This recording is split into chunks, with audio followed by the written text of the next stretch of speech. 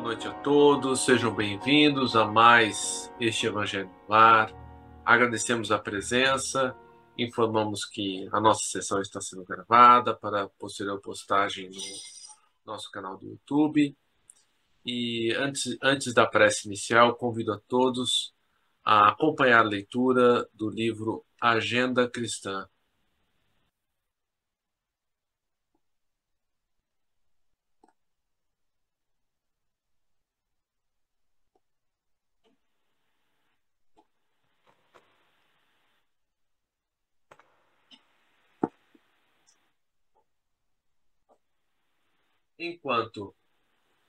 Busca agir para o bem enquanto você dispõe de tempo.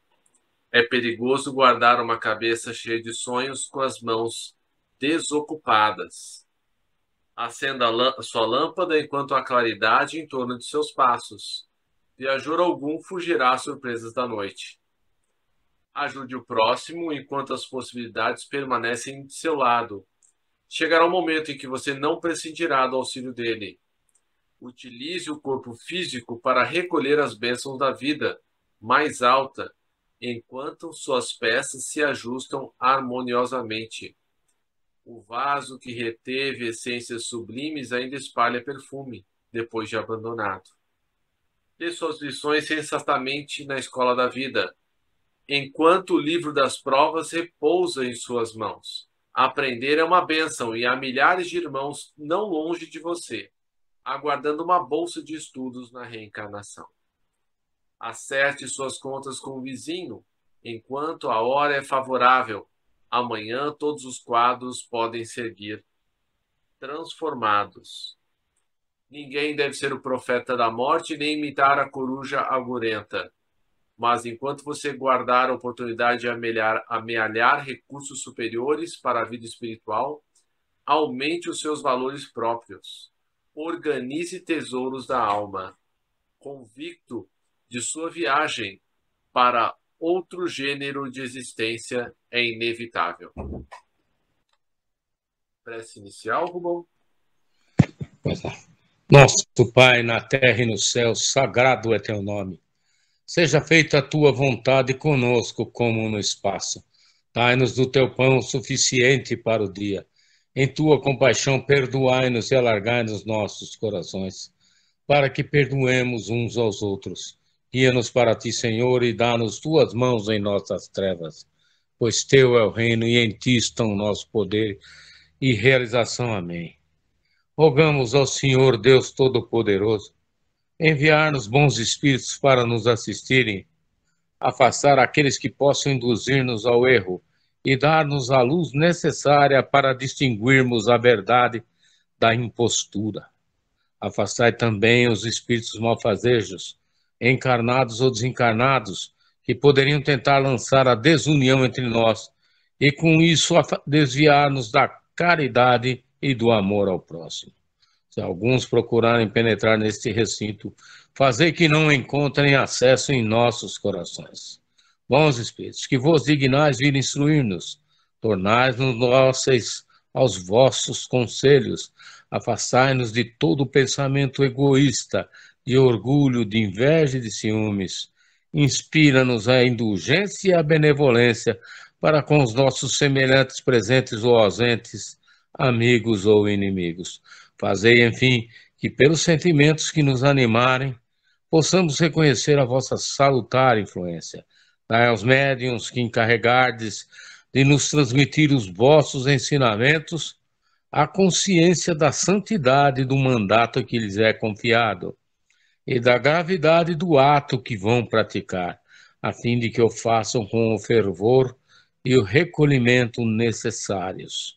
Se estiverem entre nós pessoas que foram atraídas por outros sentimentos que não do bem, abra os seus olhos à luz, Senhor, e perdoai-as como nós as perdoamos, se vieram com intenções malfazejas.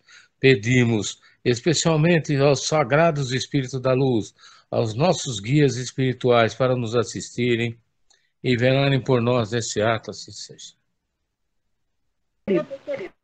Então vamos lá, o Evangelho, página 237, Instruções dos Espíritos, o dever. Instruções dos Espíritos. O dever. O dever é a obrigação moral da criatura para consigo mesma, primeiro, e em seguida para com os outros. Ou seja, essas palavras são sempre primeiro para nós. O dever é a lei da vida. Com ele deparamos nas mais ínfimas particularidades, como nos atos mais elevados. Quero aqui falar apenas do dever moral e não do dever que as profissões impõem. No ordenamento dos sentimentos, o dever é muito difícil de cumprir-se, por se achar em antagonismo com as atrações do interesse e do coração. Não têm testemunhas às suas vitórias e não estão sujeitas à repressão suas derrotas. O dever íntimo do homem fica entregue ao seu livre arbítrio.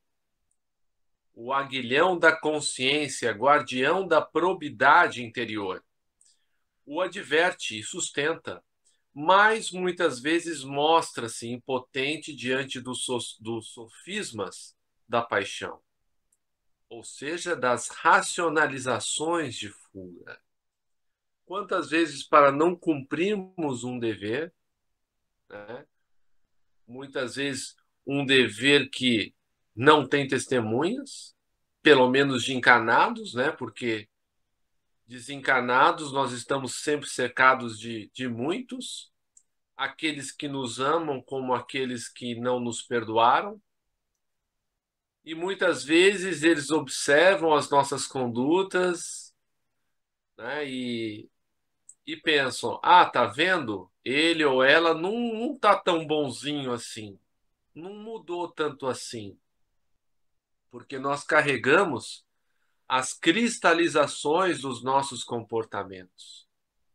E por que é tão difícil observar os deveres morais? Por causa dessas cristalizações. Né? Se nós pensarmos, né, que já tivemos muitas e muitas encarnações, e nas anteriores somos mais ou menos parecidos, um pouco melhorados a cada encarnação, nós carregamos, né, os mesmos desvios, defeitos, vícios, né? E com as encarnações nós vamos enfraquecendo, porque muitos desses vícios têm raízes muito profundas, são árvores frondosas, né? E é muito difícil você, numa só encarnação, extirpar um vício, um desvio que tem raízes profundas. É por isso que esse é um trabalho que nunca cessa. Estaremos por muito tempo ainda combatendo as nossas más inclinações. E o dever é justamente o remédio para essas más inclinações, né? Se gostamos de beber, o dever está em antagonismo com isso, é não beber. Se gostamos, né, de fofocas, o nosso dever é não dar continuação ao mal que ouvimos, né? É fazer cessar o mal que ouvimos em nós, né? Se recebemos algo escandaloso no WhatsApp, é não replicar isso, né? Esse é um dos nossos deveres.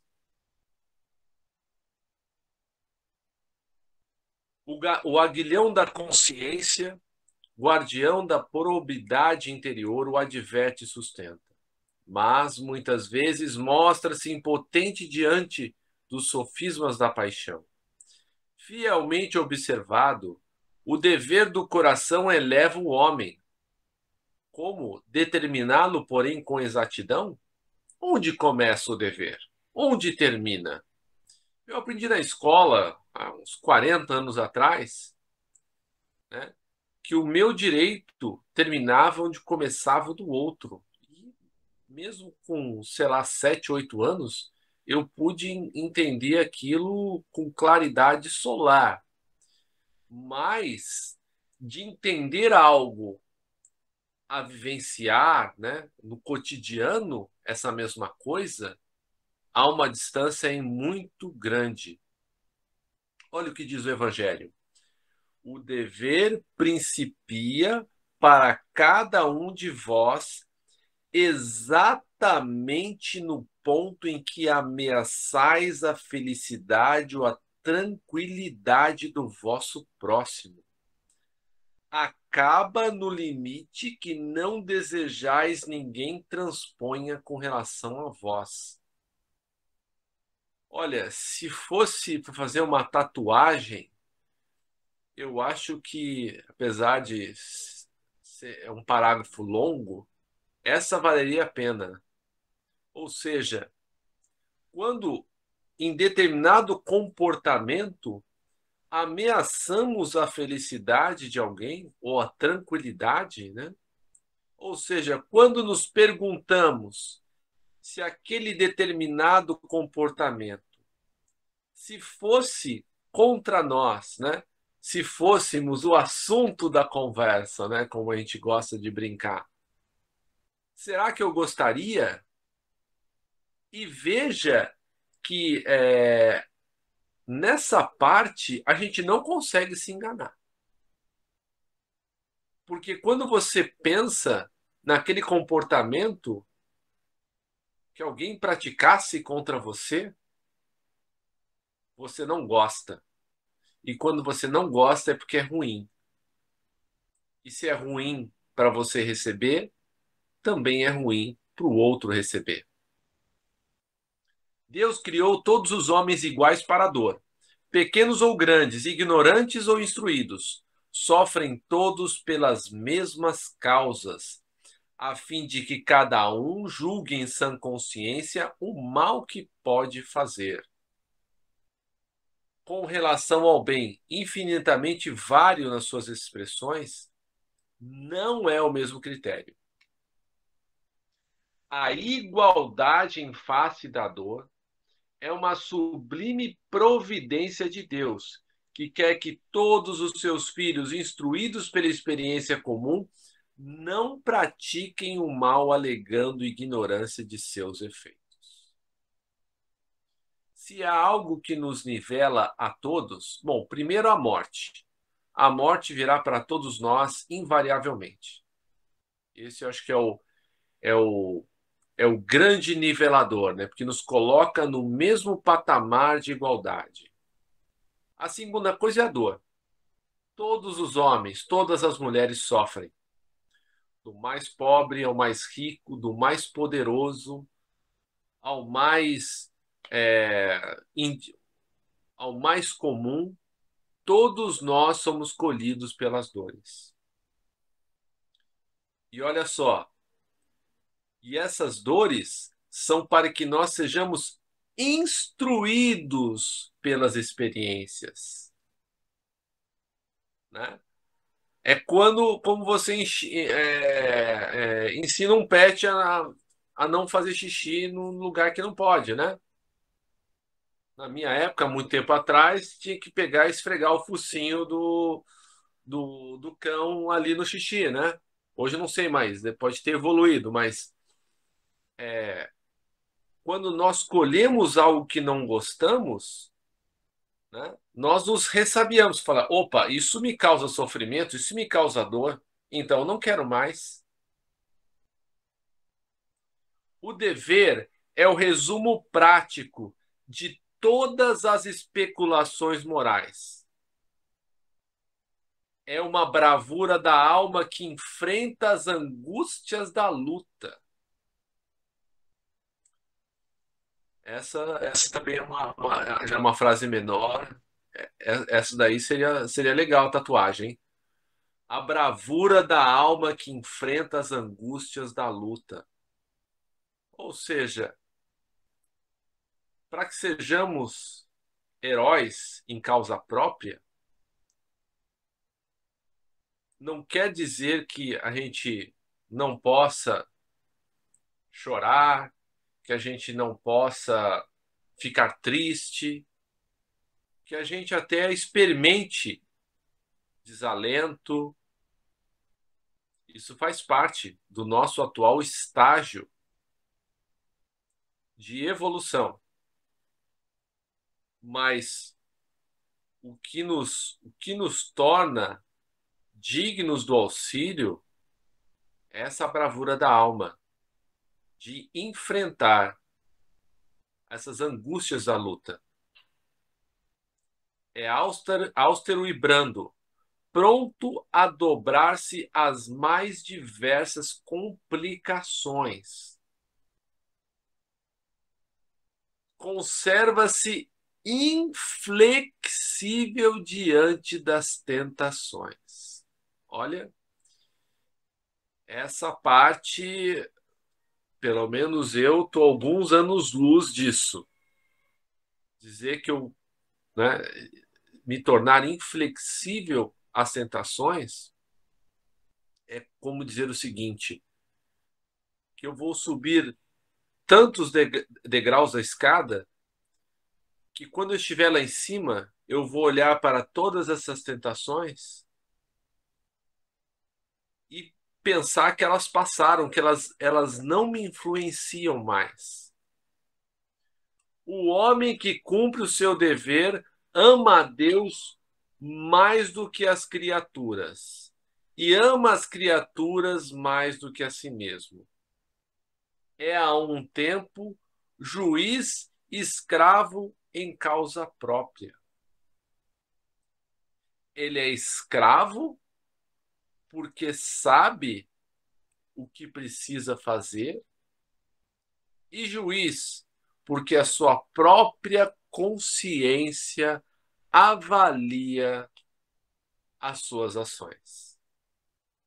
Essa parte, assim, chega até a ser, é poética. O dever é o mais belo laurel da razão. Descende desta como de sua mãe o filho. O homem tem de amar o dever. E veja que está escrito, não é tem que, é tem de, no sentido de ser uma obrigação.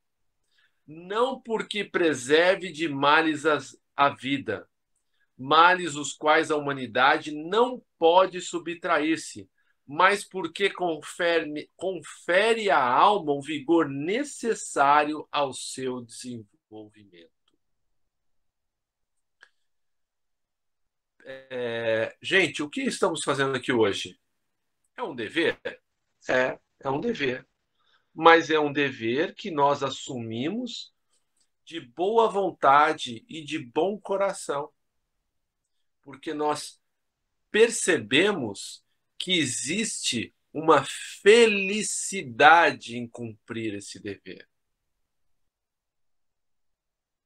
A espiritualidade nos retribui com boas vibrações esse dever cumprido.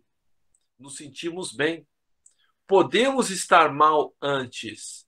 E estar mal não é um impedimento para que se realize o evangelho.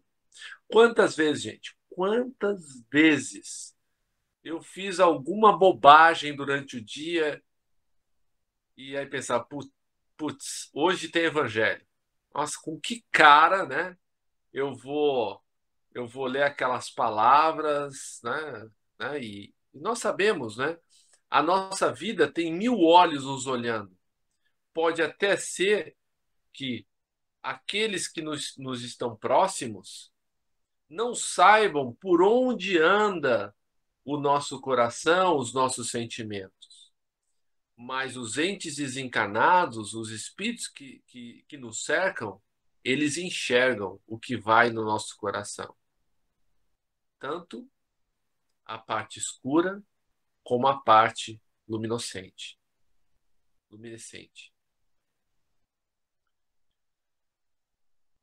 Vou reler aqui. O homem tem de amar o dever, não porque preserve de males a vida, porque O fato de você cumprir a sua parte, fazer o seu dever, não te isenta dos males da vida, porque vivemos onde? Num planeta de provas e expiação, né? Escola, que também é um presídio, que é também um hospital, né? E escola tem o quê? Quem precisa aprender. Presídio tem o quê? Pessoas que precisam se reeducar. E hospital tem o quê? Pessoas doentes. Então, vivemos num mundo ainda doente. Males aos quais a humanidade não pode subtrair-se, mas porque confere à alma o vigor necessário ao seu desenvolvimento. O dever cresce e irradia sob mais elevada forma em cada um dos estágios superiores da humanidade. Jamais cessa a obrigação moral da criatura para com Deus. Tem essa de refletir as virtudes do Eterno, que não aceita esboços imperfeitos, porque quer que a beleza de sua obra resplandeça aos seus próprios olhos. Lázaro, Paris, 1863. Ou seja, Deus, né, nos ama, nos tolera, porque sabe das nossas dificuldades. Mas cabe a nós fazermos esses esboços. Gente, querem falar alguma coisa, contar alguma coisa, perguntar alguma coisa? Sinta-se à vontade.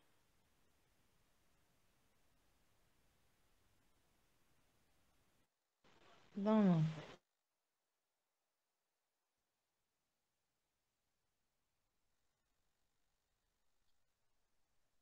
Vou ler um pouco da virtude, então. A virtude, no mais alto grau, é o conjunto de todas as qualidades essenciais que constituem o homem de bem. Ser bom, caritativo, laborioso, sóbrio, modesto são qualidades do homem virtuoso. Infelizmente, quase sempre acompanham pequenas enfermidades morais que as desornam e atenuam. Não é virtuoso aquele que faz ostentação da sua virtude, pois que lhe falta a qualidade principal, a modéstia, e tem o vício que mais se lhe opõe, o orgulho. A virtude verdadeiramente digna deste nome não gosta de estadear-se. Adivinham-na? Ela, porém, se oculta na obscuridade e foge à admiração das massas. São Vicente de Paulo era virtuoso, era um virtuoso o digno cura de Ars, e muitos outros quase desconhecidos no mundo, mas conhecidos de Deus. Todos esses homens de bem ignoravam que fossem virtuosos, deixavam-se ir ao sabor de suas santas inspirações e praticavam o bem com desinteresse, completo e inteiro esquecimento de si mesmos.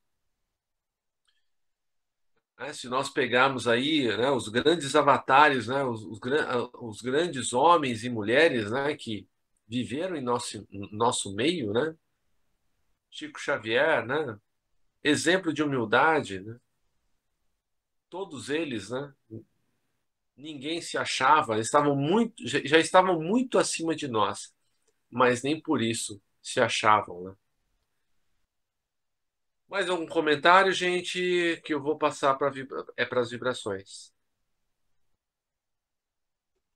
Não, Fred, obrigada. Não, não, Fred. Obrigado também.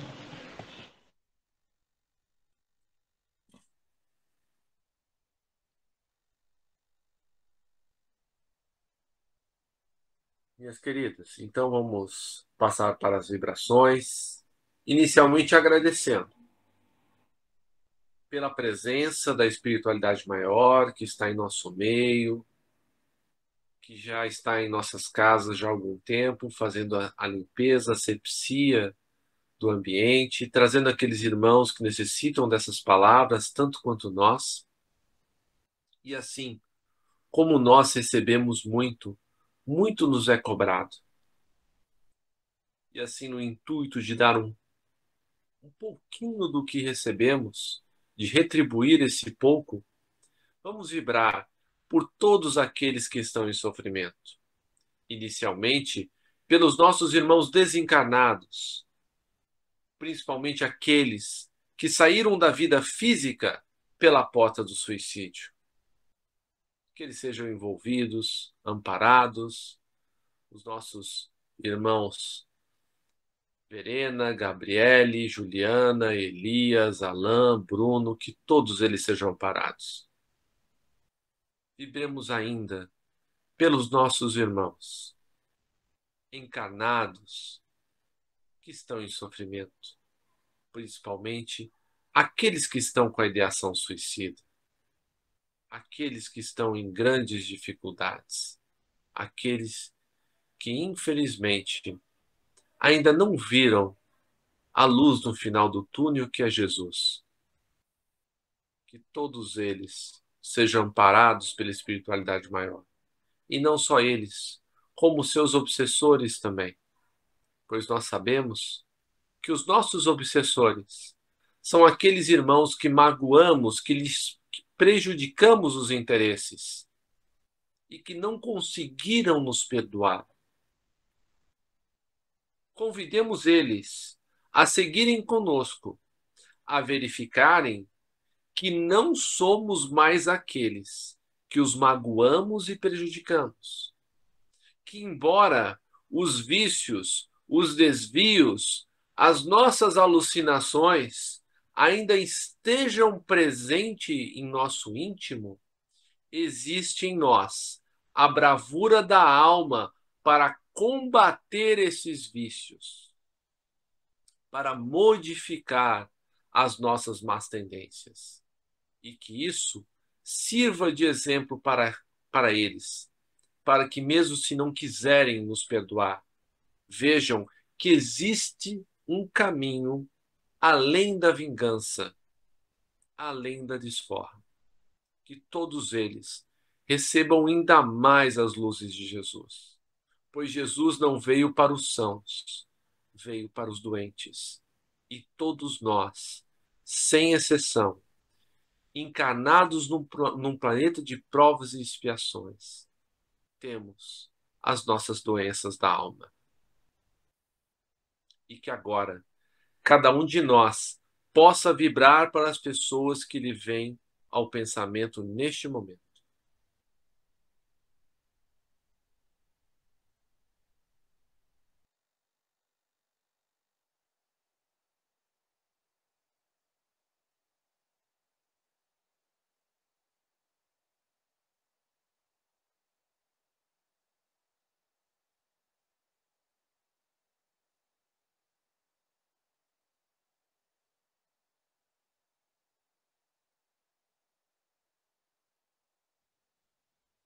Que todos eles sejam amparados.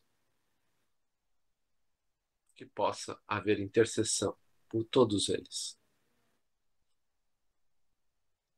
E que agora, cada um de nós possa pedir a manifestação das coisas justas de que necessita, do amparo moral, espiritual e material que precisa, lembrando que devemos pedir com sabedoria, assim como um pai nega o filho algo que pode machucá-lo, Deus geralmente nega as nossas aspirações, ainda que justas, quando essas podem nos prejudicar. Pois sabemos que tudo nos é permitido, mas nem tudo nos convém. Que já falhamos muitas e muitas vezes nas encarnações pretéritas, e que as limitações que sofremos, sejam elas quais forem, são, na verdade, um gesto de amor divino do Pai que quer bem encaminhar o filho e a filha. Bendigamos o sofrimento, as dores que nos são colocadas, pois elas são as nossas instrutoras, pois nós sabemos que o ser humano dificilmente aprende pelo amor, pelo menos no nosso estágio evolutivo. Então, aceitemos as nossas dores e trabalhemos com elas para o nosso amadurecimento moral e espiritual. Vibremos também pelos nossos governantes, pelas nossas autoridades, pelos líderes mundiais, por todos os homens e mulheres que detêm o poder na Terra. Que todos eles, tocados pelo alto, possam restabelecer e manter a paz no planeta, fazendo o melhor que podem pelos que mais precisam. Vibremos também pelos centros espíritas, pelas igrejas, templos, seitas de quaisquer natureza, que professem o bem e a caridade, bem como os indivíduos que anonimamente fazem essa caridade, que não são manchete dos jornais. E, por fim, abramos nosso coração a Jesus. Conversemos com Ele. Ele conhece as nossas dificuldades, mas é preciso que nós, no íntimo, numa conversa só nossa, possamos abrir o nosso coração para que as luzes do alto penetrem nele. Peçamos a Jesus que nos fortaleça nos momentos de dificuldade, que nos ajude na difícil tarefa de adquirir essa bravura da alma, que ainda que tenhamos 1% dessa bravura, que Ele, magnânimo, nosso mestre, possa entrar com os 99% que falta. E geralmente nos falta essa bravura. Que possamos pedir nesse momento essa benesse a Ele, para que possamos cumprir com coragem os nossos deveres, ainda que vacilemos, ainda que escorreguemos, fazendo assim a nossa pequena parte na construção do reino de regeneração que Ele nos prometeu, mas que começa no coração de cada um de nós, com o nosso esforço diário, principalmente em casa, para dominar as nossas más tendências, para perdoar o outro. E como é difícil. Ser bonzinho na rua é fácil. Difícil é ser bom em casa. Que Ele possa nos fortalecer nesse sentido. Que assim seja, graças a Deus. Camila, você faz a prece final para nós? Obrigado. Ok. Senhor, fazei de mim um instrumento da vossa paz. Onde houver ódio, que eu leve o amor. Onde houver ofensa, que eu leve o perdão. Onde houver discórdia, que eu leve a união. Onde houver dúvidas, que eu leve a fé. Onde houver erro, que eu leve a verdade. Onde houver desespero, que eu leve a esperança. Onde houver tristeza, que eu leve a alegria. Onde houver trevas, que eu leve a luz. Ó Mestre, fazei que eu procure mais, consolar que ser consolado, compreender que ser compreendido, amar que ser amado, pois é dando que se recebe, é perdoando que se é perdoado, e é morrendo que se vive para a vida eterna. Glorioso São Francisco, santo da simplicidade, do amor e da alegria, que no céu contemplais as perfeições infinitas de Deus. Lançai sobre nós o vosso olhar cheio de bondade. Socorrei-nos em nossas necessidades, espirituais e corporais. Rogai ao nosso Pai Criador, que nos conceda as graças que pedimos por vossa intercessão. Vós que sempre foste tão amigo dele, inflamai o nosso coração de amor sempre maior a Deus e aos nossos irmãos, principalmente os mais necessitados. Amém. Amém, que assim seja. Gente, uma boa noite para vocês. Eu gostaria de meu sincero agradecimento. Foi um ano muito bacana. e eu aprendi muito. E que em 2023 a gente continue firme e forte. Nós que agradecemos pela paciência. Amém, amém. Muitas bênçãos a todos. Obrigada, Fred. Deus abençoe, viu? Boa noite. Obrigado por tudo. Obrigado a vocês. E feliz ano novo. Feliz ano novo. Feliz ano Muita novo. alegria. Amém para nós todos. Beijo a todos. Beijo, Elaine, Fred, Rosinha. A todos. A todos Um nós. Obrigado, Soninha. Beijo para vocês também.